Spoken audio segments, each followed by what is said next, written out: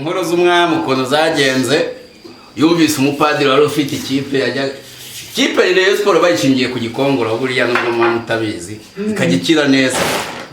Umwami aza kuyibenguka arangije aravuga ati bazaze kumusura basanga umwami yateguye byose arabazimana.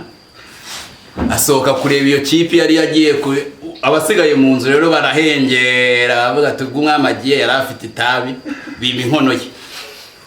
Bibye inkono ye umwami atumye inkono yaravuga ati reka sinayo tubona hano. Avuga ati babareyo badusuye bayijyanye. Kuzerera kw'abareyo niho bituruka. Niyo mpamvu nta hantu namwe bazagera batarajya kuri gakondo ngo basubize inkono y'umwami. Bari babayiko ntago batsinda reka.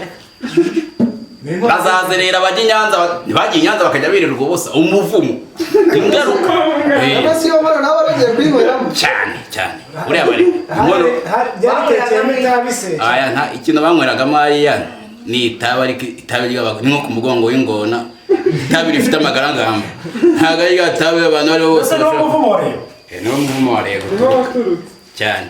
Nayo kandi rero buri gifite n'ibindi bibazo byinshi bigendamo bifite n'inyatsi y'inzererezi.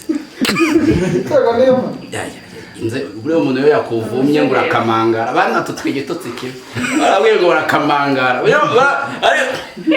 ariko turi muri leta nziza tuzabashyira no kubatuza ubundi ikintu kigezweho no kubaremera tukareba nk'akantu k'akaruba k'agasozi tukakita tukagasengera ariko ubwo bazaba bapfumu nanjye ngereyo tujye gukurayo ibyari byagize gakondo zabo. Uyu muntu bitewe n'ukuntu ari kwihuta ariko so niyafanaga rero sanze nsomyeho gake nuko iby'abami byagenze ni ibibazo rero ifite bavandi wagiriye nama bareyo nama nagira bareyo bisaba igihe kinini cyane mushaka ibisekuru by'ibwami mujye gusaba imbabazi mumenye ko umuvumo kugira ngo bave wari icyo bigomba sigiye ubwo igisigaye nta kindi ni ukubatizwa kandi n'abareba bashaka kubatizwa mu yandi makipe barahari.